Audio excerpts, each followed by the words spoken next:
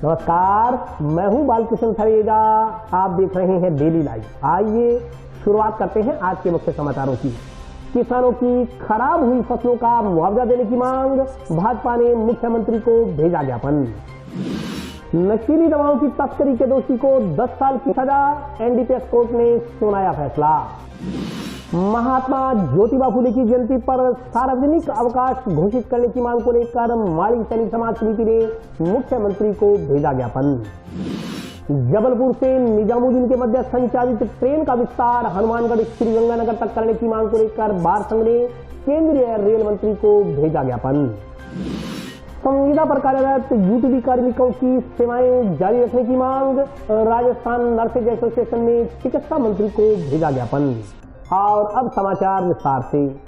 किसानों की अतिवृष्टि से खराब हुई फसलों का मुआवजा दिए जाने की मांग को लेकर भाजपा ने जिला कलेक्टर के माध्यम से मुख्यमंत्री को ज्ञापन प्रेषित किया है। ओलावृष्टि व अतिवृष्टि से खराब हुई फसलों का मुआवजा देने की मांग को लेकर भारतीय जनता पार्टी ने आज जिला कलेक्टर के माध्यम से मुख्यमंत्री को ज्ञापन प्रेषित किया। दिए गए ज्ञापन में कहा गया है कि गत दिनों हनुमानगढ़ क्षेत्र में भारी बारिश व ओलावृष्टि की वजह से किसानों की खड़ी फसलों का बहुत बड़ा नुकसान हुआ है। किसानों की मेहनत द्वारा पकाई गई फसल का इस तरह से नुकसान होने के कारण किसानों को भारी आर्थिक नुकसान का सामना करना पड़ रहा है। हनुमानगढ़ क्षेत्र में ओलावृष्टि से गेहूं, सरसों, चना, जो सब्जियों समेत किन्नू की भी फसल बर्बाद हो गई है। साथ ही साथ सरसों की सरकारी खरीद हेतु प्रति किसान 40 क्विंटल खरीद की बाध्यता हटाई जाए व खरीद हेतु कम से कम जरूरी दस्तावेजी मांगे जाएं। ज्ञापन में अतिशीघ्र फसलों के नुकसान का सर्वे करवाकर किसानों को उचित मुआवजा दिलवाने की मांग की गई है। ज्ञापन देने वालों में अमित साहू, जगजीत सिंह सहित अन्य भाजपा कार्यकर्ता मौजूद रहे।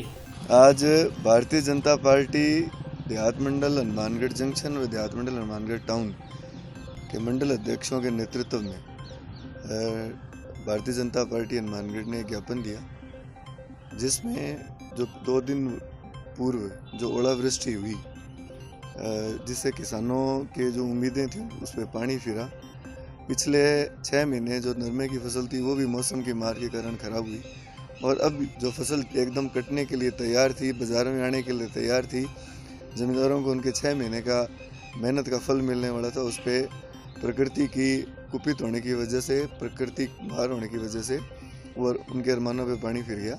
इस संबंध में कल डॉक्टर राम प्रताप जी ने मोहन मगरिया, रणजीतपुरा और उस आसपास के 1-2 गाँव में और मौके पर जाके जायजा भी लिया, और मौके पे उन्होंने माननीय कलेक्टर साहब से भी बात की, और आज हम लोगों ने भी उस संबंध में ज्ञापन दिया कलेक्टर साहब को।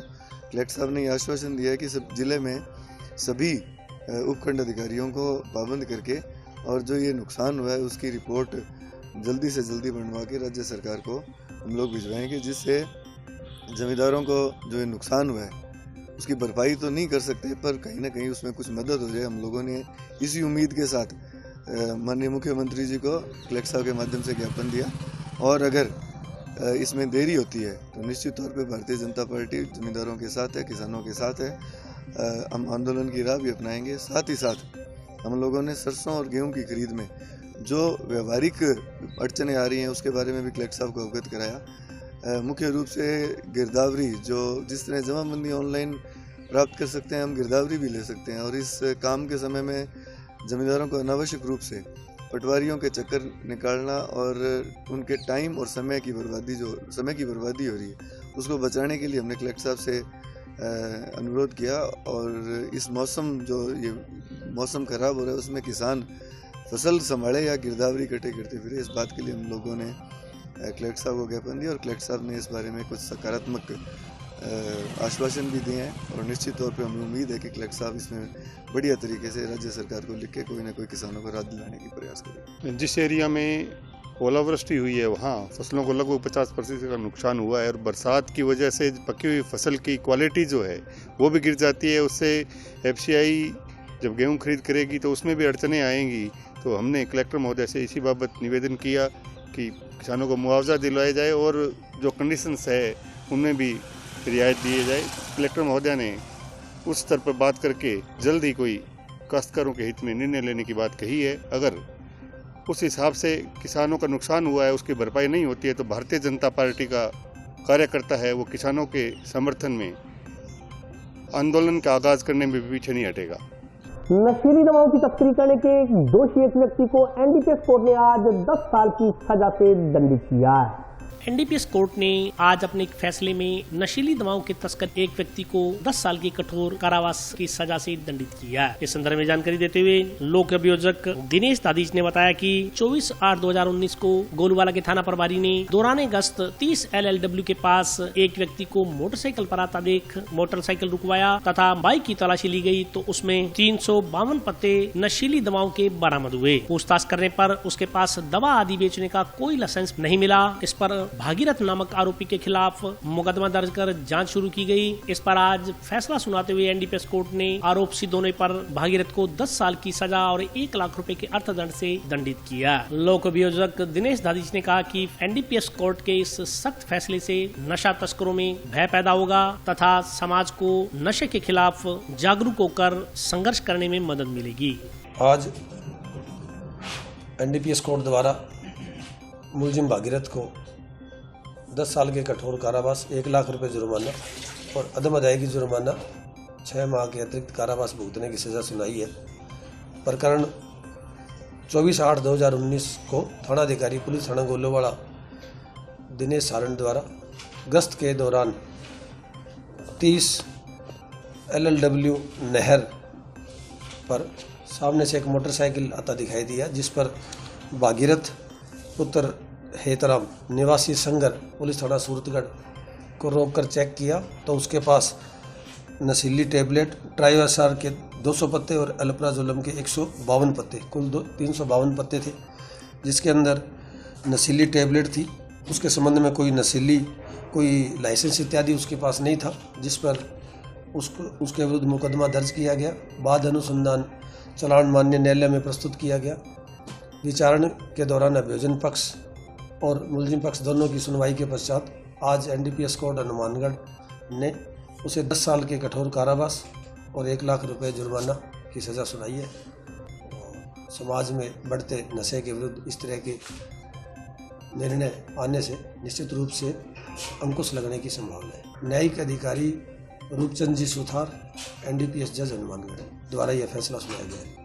महात्मा ज्योतिबा फुले की जयंती पर हर साल 11 अप्रैल को सार्वजनिक अवकाश घोषित करने की मांग को लेकर माड़ी सैनिक समाज समिति ने मुख्यमंत्री के नाम जिला कलेक्टर को ज्ञापन सौंपा। महात्मा गांधी ज्योतिबा फुले की जयंती पर हर साल 11 अप्रैल को सार्वजनिक अवकाश घोषित करने की मांग को लेकर माड़ी सैनिक समाज समिति हनुमानगढ़ के सदस्यों ने सोमवार को मुख्यमंत्री के नाम जिला कलेक्टर को ज्ञापन सौंपा। ज्ञापन के अनुसार महान समाज सुधारक, क्रांतिकारी एवं शिक्षक के अग्रदूत महात्मा ज्योतिबा फुले की जयंती 11 अप्रैल को मनाई जाती है, लेकिन इस दिन सार्वजनिक अवकाश घोषित नहीं किया गया है, जबकि कुछ अन्य महापुरुषों की जयंती पर सार्वजनिक अवकाश घोषित है। उन्होंने राज्य सरकार से मांग की कि महात्मा ज्योतिबा फुले की जयंती पर 11 अप्रैल के दिन को सार्वजनिक अवकाश घोषित किया जाए। इस मौके पर समिति के रामचंद्र मावर, ओम प्रकाश, श्रवण कुमार, हर्षदेव भाटी, सतपाल बालान, अमरजीत शाका सहित अन्य कार्यकर्ता मौजूद रहे।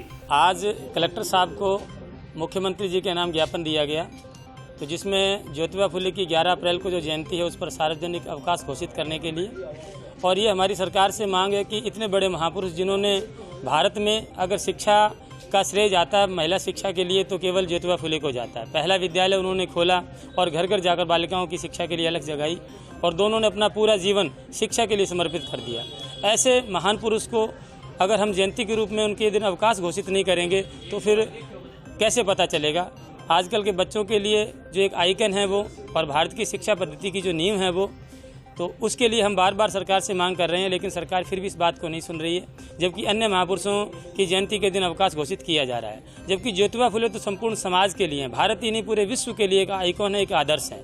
तो हमारी सरकार से पुनः मांग है कि इस दिन राज्य सरकार जो है वो अवकाश घोषित करे, और हमारा जो ये ज्ञापन देने का और ये मांग है ये बराबर चलती रहेगी। और सरकार को इस बात को जागना चाहिए कि जिन्होंने शिक्षा के लिए सारा जीवन समर्पित कर दिया है, चाहे वो ज्योतिबा फुले हों, डॉक्टर भीमराव अंबेडकर हों, और इसके साथ साथ जो हम ये भी मांग हमारी आगे रहेगी कि भगवान गौतम बुद्ध, जिनसे पूरे विश्व में भारत की आन बान शान और पहचान है, जिससे भारत विश्व गुरु जाना जाता है, जिनके नियमों पर संविधान आधारित है, उनकी जयंती पर भी अवकाश घोषित नहीं है। तो भारत की पहचान ज्योतिबा फुले, महात्मा भगवान बुद्ध और अंबेडकर के बिना तो हो ही नहीं सकती है। सभी महापुरुषों का सम्मान करते हुए जो भारत के अग्रणी महापुरुष हैं, जो शिक्षा किसी भी समाज की, किसी भी देश की नींव है और जिस पर सब कुछ आधारित है, उन्हीं महापुरुषों की जयंती पर अवकाश नहीं है। तो उनकी महापुरुषों की जयंती पर अवकाश होना चाहिए। और ये पूरे संपूर्ण समाज की तरफ से सरकार को ये हमारा आह्वान है, हमारी विनम्र प्रार्थना है कि इन महापुरुषों की जयंती को अवकाश घोषित किया जाए, क्योंकि इस दिन जगह जगह कार्यक्रम होते हैं और बच्चे भी उस कार्यक्रम में भाग लेते हैं, अधिकारी भी, कर्मचारी भी इस कार्यक्रम में भाग लेते हैं। तो उसमें फिर छुट्टी नहीं है तो फिर इन कार्यक्रमों को कैसे पूर्ण करेंगे? और ये शिक्षा से संबंधित ही कार्यक्रम है। तो इस दिन पुनः हमारी सरकार से मांग है कि इन महापुरुषों की जयंती पर अवकाश घोषित किया जाए।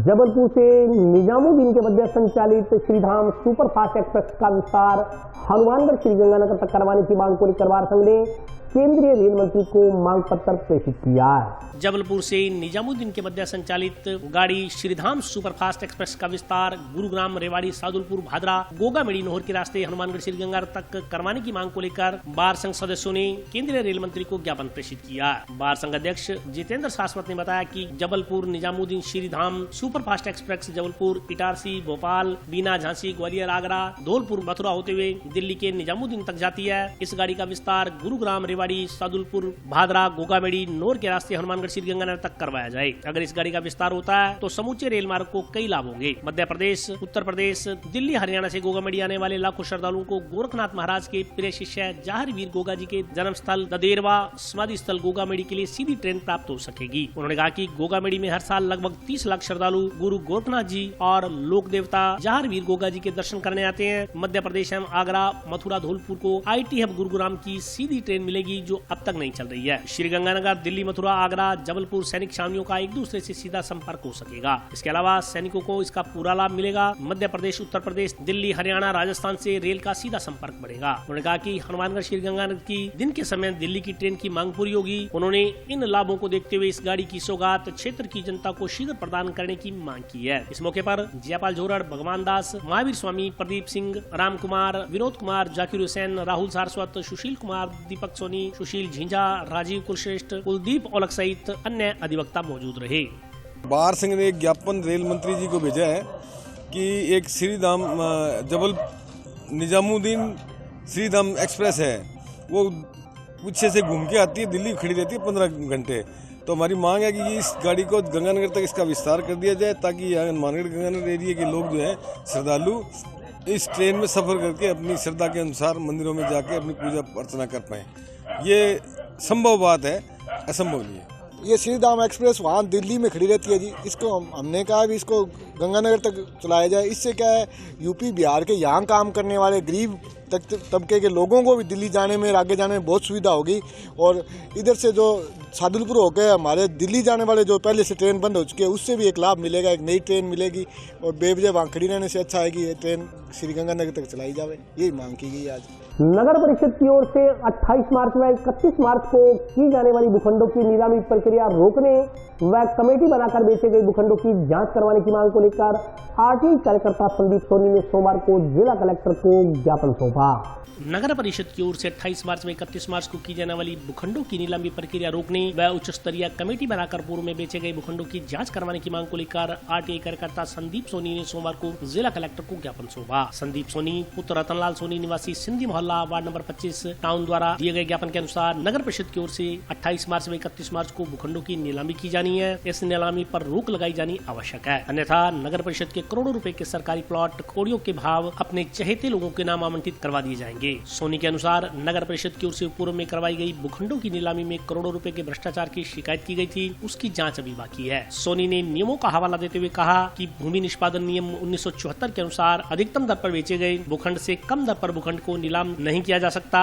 अगर नीलामी में राशि कम आती है तो नीलामी को निरस्त कर पुनः नीलामी किए जाने एवं पुनः नीलामी में भी दर कम प्राप्त हो तो नीलामी को निरस्त कर राज्य सरकार के ध्यान में प्रकरण लाकर वास्तविक स्थितियों की समीक्षा के पश्चात राज्य सरकार की ओर से निर्णय लिया जाता है। सोनी द्वारा दिए गए ज्ञापन के अनुसार नगर परिषद के तत्कालीन सभापति राजकुमार इसारे के कार्यकाल में जंक्शन में शहीद भगत सिंह चौक के पास पुरानी नगर पालिका के स्थान पर नीलामी में बेचे गए भूखंडों की नीलामी दर पूर्व में नीलाम किए गए दर से कम आने पर तत्कालीन सभापति की ओर से भूखंडों को नहीं छोड़ा गया, पुनः नीलामी करवाई गई तो भी कम दरों पर नीलामी में भूखंड नहीं छोड़े गए। सोनी ने कहा कि अगर उक्त नीलामी को नहीं रोका जाता तो करोड़ों रुपए की राज्य सरकार को राजस्व की हानि होगी। ज्ञापन में चेतावनी दी गई है कि यदि नीलामी को नहीं रोका गया तो जिला कलेक्ट्रेट कार्यालय के सामने धरना प्रदर्शन किया जाएगा। मैंने जिला कलेक्टर महोदय को भी ज्ञापन दिया है। 28 तारीख व 31 तारीख को प्लाटों की नीलामी है, जबकि नगर परिषद ने पूर्व में कम से कम 270 करोड़ से ऊपर के प्लाट भूखंड बेच दिए और वो भी उनमें इतनी मोटी धांधली की है इन्होंने मिलके, नगर परिषद अध्यक्ष और आयुक्त ने मिलके अपने रिश्तेदारों, मित्रों और कई जनों को प्लाट आवंटित कर दिया, जबकि कई करोड़ों का भूखंड थे जो इन्होंने कौड़ियों के भाव शहर को सल्टा दिया। तो मेरा कलेक्टर महोदय से निवेदन है भी नीलामी में रोक लगाई जाए। अभी भी 180 से ऊपर प्लाटों की नीलामी निकाली गई है, जो भी गलत है।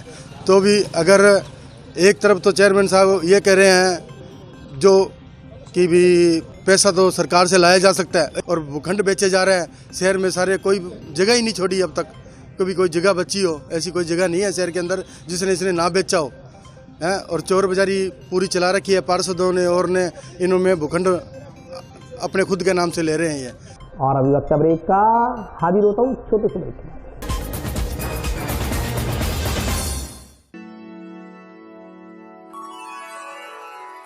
यूं तो कई बार मुझे हंसते देखा है,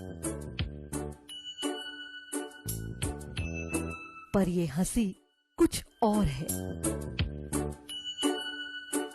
ये गहना मुझ पर जचता है, पर ये महज एक गहना नहीं, ये रूपरेखा है मेरे मन की, हंसती खिलखिलाती लहरों की, जो आतुर थी अब तक मुझ पर सजने को। इसलिए ये गहना ही मेरा सच्चा श्रृंगार है, श्रृंगार है, श्रृंगार है।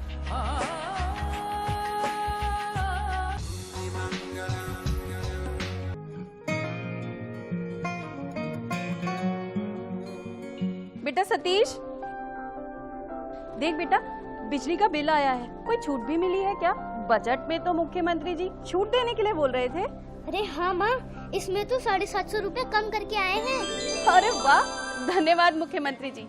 सिर्फ आपको ही नहीं, प्रदेश में ये छूट किसी न किसी रूप में सभी को मिल रही है। 100 यूनिट तक बिजली उपभोग करने वाले उपभोक्ताओं को 50 यूनिट भुगतान तक की छूट, 150 यूनिट तक वाले उपभोक्ताओं को 3 रुपए प्रति यूनिट और 150 से 300 यूनिट तक उपभोग करने वाले उपभोक्ताओं को 2 रुपए प्रति यूनिट की छूट दी जा रही है। याद रहे, बिजली की बचत ही बिजली का उत्पादन है। ब्रेक के बाद स्वागत है। आइए नजर डालते हैं अगले समाचारों पर। राजस्थान नर्सेज एसोसिएशन ने जिला कलेक्टर के माध्यम से चिकित्सा मंत्री को ज्ञापन देकर संविदा पर कार्यरत यूटीबी कार्मिकों की सेवाएं निरंतर जारी रखने की मांग की है। राजस्थान नर्सेज एसोसिएशन ने जिला कलेक्टर के माध्यम से चिकित्सा मंत्री को ज्ञापन देकर यूटीबी पर कार्यरत नर्सिंग स्वर्ग की सेवाएं निरंतर जारी रखने की मांग की है। दिए गए ज्ञापन में कहा गया है कि जिला हनुमानगढ़ में यूटीबी पर नर्सिंग स्टाफ कार्यरत है, जिनकी सेवा अवधि 31 मार्च 2023 तक निर्धारित है। ज्ञापन के अनुसार चिकित्सकों की बेमियादी हड़ताल से राजस्थान चिकित्सा संस्थानों में कार्य का बोझ बढ़ गया एवं स्टाफ की कमी पहले से ही चल रही है। अगर यूटीबी पर कार्यरत नर्सिंग कर्मियों को हटा दिया जाता है तो सरकारी संस्थानों की व्यवस्था पर इसका विपरीत प्रभाव पड़ेगा। ज्ञापन में जन भावनाओं एवं कार्य व्यवस्था सुचारू बनाए रखने हेतु यूटीबी कार्मिकों का कार्यकाल अगले वर्ष 2024 तक बढ़ाने की मांग की गई है। ज्ञापन देने वालों में गोगन राम सारण, आत्माराम सहित अन्य यूटीबी कार्मिक उपस्थित रहे। आज हम माननीय कलेक्टर महोदय से मिलकर यूटीबी पर जिले में कार्यरत नर्सिंग स्टाफ को अगले वित्तीय वर्ष तक सेवावधि बढ़ाने की मांग करने के लिए आए हैं। राज्य में चिकित्सकों की अनिश्चितकालीन हड़ताल है और हर एक सरकारी संस्थान, चिकित्सा संस्थानों में नर्सिंग स्टाफ की कमी पहले से ही मौजूद है। कार्यभार इन दिनों में राज्य के चिकित्सालयों पर बढ़ गया है। इस दौरान अगर इनको हटा दिया जाता है ये आमजन के लिए और डिपार्टमेंट के लिए क्षति होगी। सरकार से अनुरोध करते हैं कि इनकी सेवावधि अगले वित्तीय वर्ष तक बढ़ाए। जैसा कि हमारे राजस्थान नर्सेज एसोसिएशन जिलाध्यक्ष गुगनजी सर ने बताया है कि यूटीबी पर जो या नर्सिंग कर्मी और जो पैरामेडिकल स्टाफ लगे हुए हैं उनका वित्तीय वर्ष 2023 तक था, 31 मार्च 2023 तक। तो आज पीएमओ साहब द्वारा और माननीय मुख्य चिकित्सा स्वास्थ्य अधिकारी द्वारा एक लेटर जारी किया गया है जिसमें 31/3/2023 तक की हमारी सेवाएं समाप्त करने का कहा गया है। तो हम यही गुजारिश करते हैं कि हमारा वित्तीय वर्ष आगे मार्च 2024 तक बढ़ाया जाए, जिससे क्या है कि जो डॉक्टरों की बेमियादी हड़ताल चल रही है उससे जो आमजन पर जो विपरीत प्रभाव पड़ रहा है और जिससे क्या है कि नर्सिंग स्टाफ पर पूरा वो वर्कलोड हो रहा है, तो जिसको देखते हुए ये वित्तीय वर्ष आगे बढ़ाया जाए। मां भद्रकाली मंदिर में चल रहे नवरात्रा मेले में हनुमानगढ़ सेवा समिति की ओर से लगाया जा रहा भंडारा सोमवार को छठे दिन भी जारी रहा। मां भद्रकाली मंदिर में चल रहे नवरात्रि में हनुमानगढ़ सेवा समिति की ओर से लगाया जा रहा भंडारा सोमवार को छठे दिन भी जारी रहा। सोमवार को छठे नवरात्रि पर भंडारे का शुभारंभ 31 कन्याओं का पूजन कर किया गया। समिति के मदन गोपाल जिंदल तथा भगवान सिंह खुड़ी ने बताया कि भारत क्लब द्वारा पिछले लगभग 20 वर्षों से मेला स्थल पर अपनी सेवाएं दी जा रही हैं। इससे पहले दूर दराज के क्षेत्रों से श्रद्धालु आते थे तथा उनको पानी भी खरीद कर पीना पड़ता था, लेकिन भारत क्लब ने श्रद्धालुओं की सुविधाओं को देखते हुए खोया-पाया केंद्र, जूता घर, पेयजल व्यवस्था, भोजन व्यवस्था तथा मेडिकल आदि की व्यवस्था निःशुल्क करते हुए श्रद्धालुओं को राहत पहुंचाई है। समिति के मेला प्रभारी सुनील धुड़िया ने बताया कि प्रथम नवरात्रि से शुरू होने वाला मेला 9वीं तक जारी रहेगा। इस दौरान हनुमानगढ़ सेवा समिति द्वारा दी जा रही सेवाएं निरंतर जारी रहेंगी।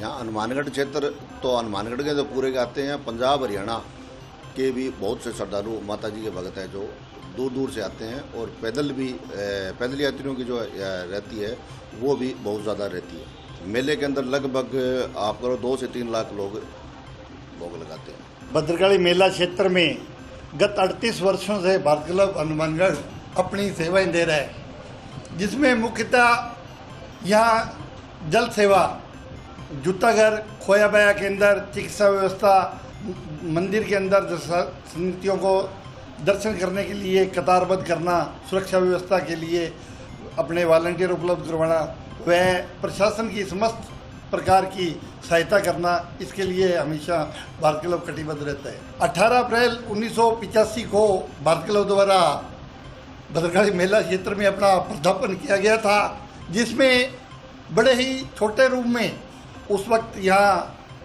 5 रुपए का गिलास पानी का बिकता होता था, जिसके अंदर धीरे धीरे भारत क्लब द्वारा सेवा कर मेले को 8 दिन का रूप दिया गया।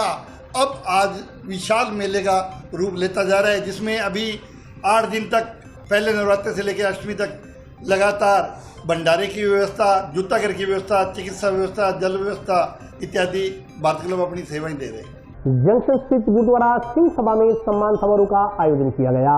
इस मौके पर अल्पसंख्यक आयोग के निर्देशक हरदीप सिंह चहल को सरोपा भेजकर सम्मानित किया गया।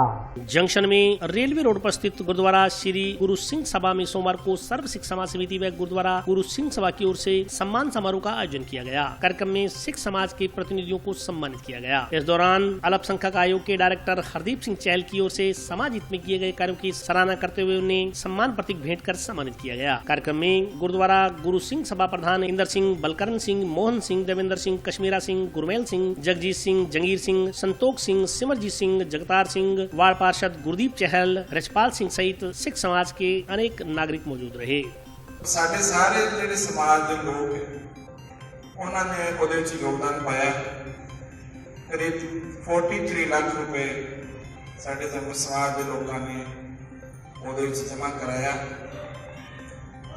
सारा ਦਾ सहयोग रहा, चाहे विधायक जी हों इत्थों दे सबने आप दे जिन्ना सारा का सहयोग बनता सी, सारे ने आप दे हिसाब नाल उन्होंने अगे काम बढ़ाने की कोशिश की, लेकिन कुछ ऐसी अड़चन ऐसी आई कि देवेंद्र जी जी गल दस रहे थे और उस चीज की सानू पीड़ा भी।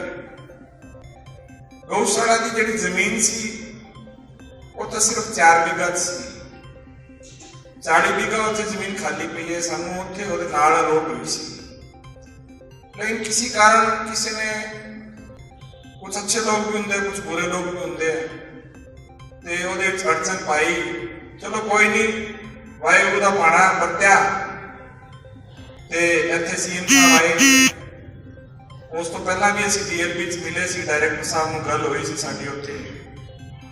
उन्होंने कहा कि भी देखो ये 6 महीने, असी 6 महीने पहला मिले सी तो उन्होंने आई कहा कि ये बैन लगे हुए है और बैन सीएम साहब ही कर सकते, और कोई नहीं कर सकता। मेरे को कोई पावर नहीं, ना मंत्री को कोई पावर। सम्मानित किया है सर्व सिख समाज का बहुत बहुत धन्यवाद। हम तो इस काबिल भी नहीं है, लेकिन फिर भी इन्होंने सम्मानित किया, इनका बहुत आभार है।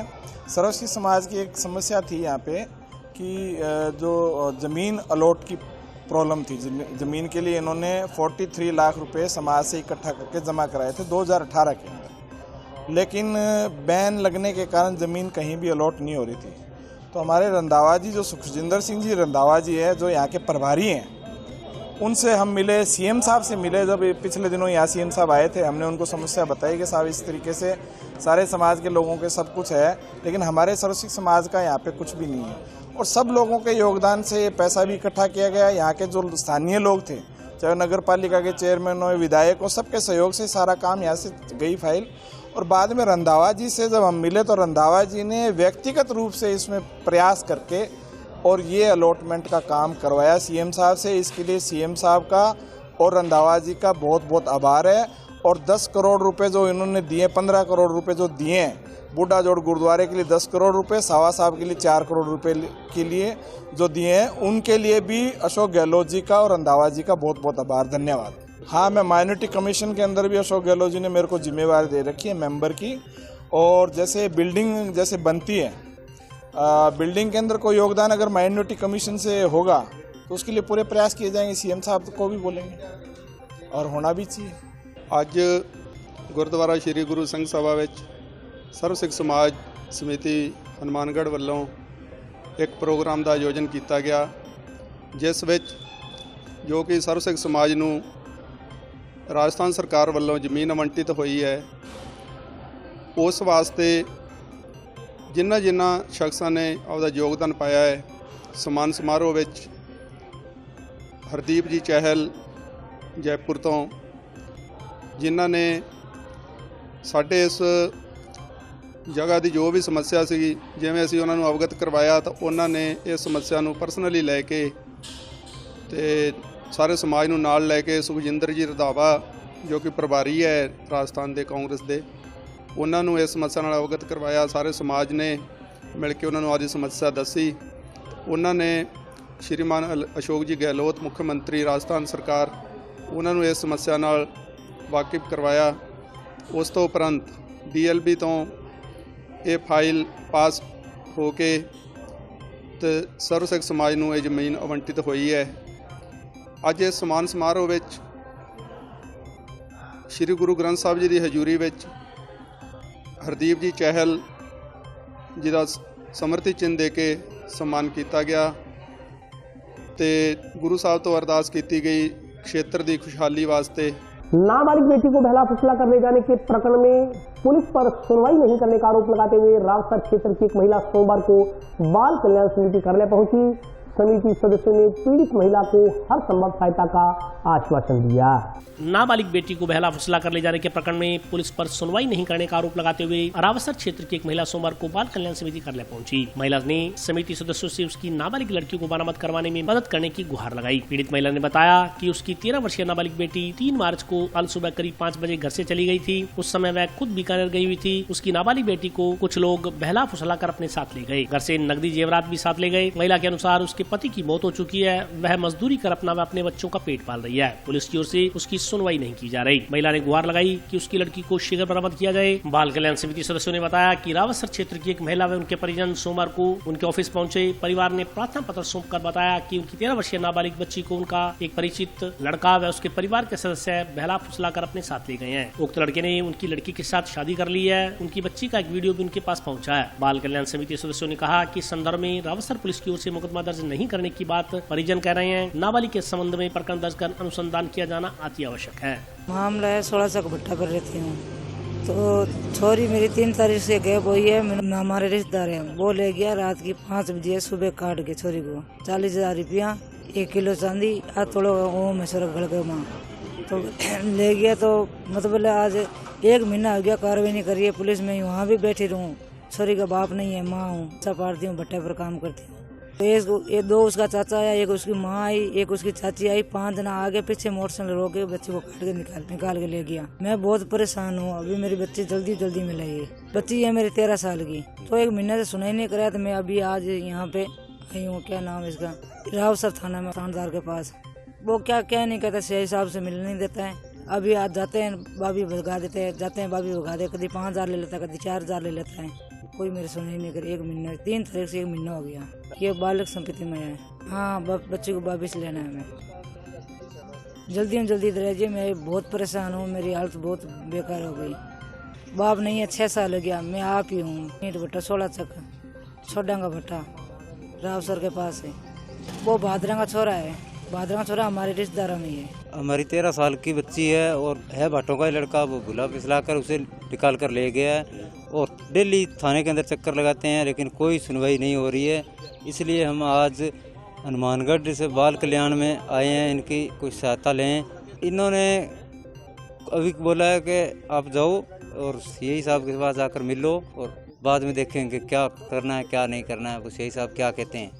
जैसा कि आज एक राउसर के एक परिवार है जिनकी कोई 13 वर्षीय नाबालिग बच्ची है जो कि 3 मार्च से घर से लापता है और जो उनका एक कोई प्रिजन है जो बहला फुसला के उसको कहीं ले गया है। लेकिन जो ये संबंधित मामला है वहाँ राउसर थाने में वो जा चुके हैं लेकिन अभी तक उनकी कोई सुनवाई नहीं है। जो इस मामले में ये जो परिवारजन है वो हमारे समक्ष पेश हुए हैं। हमने पूरे मामले का संज्ञान लिया है और संबंधित थाना अधिकारी उनसे भी बात हुई है। उन्होंने हमें आश्वासन दिया है कि हम जल्द से जल्द कोई कार्रवाई करेंगे और हमारी तरफ से भी जो भी कार्रवाई बन सकी हम हमारी तरफ से जरूर करेंगे। और आज के लिए बस इतना ही। कल फिर हाजिर होता हूँ नए समाचारों के साथ, तब तक के लिए नमस्कार।